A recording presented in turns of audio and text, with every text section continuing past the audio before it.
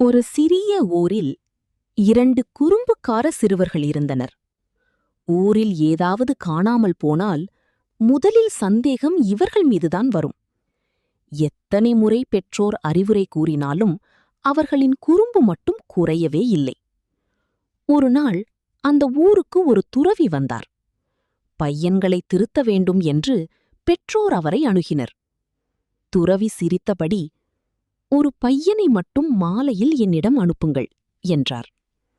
அன்று மாலை ஒரு சிறுவன் துறவியிடம் அனுப்பப்பட்டான். துறவி அமைதியாக அவனை பார்த்து, "5 நிமிடம் கண்களை மூடி அமரு" என்றார். அவன் கண்களை மூடி அமைதியாக அமர்ந்தான். சிறிது நேரம் கழித்து துறவி மெதுவாக கேட்டார், "தம்பி, ஒரு கேள்வி கேட்கிறேன். நீ பதில் சொல்ல வேண்டும். கடவுள் எங்கே இருக்கிறார்? சொல், கடவுள் எங்கே இருக்கிறார்?" அதைக் கேட்ட உடனே அந்த சிறுவன் பயந்து அங்கிருந்து ஓடிவிட்டான். நேராக வீட்டிற்கு வந்து மூச்சு முட்டியபடி நின்றான்.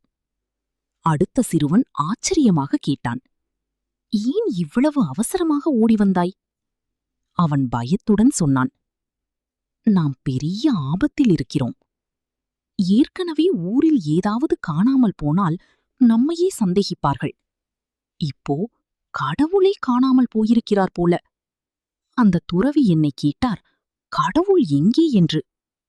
இப்போ இந்த பிரச்சனையும் நம்ம தலையில்தான் வந்து விழும் போல இருக்கு."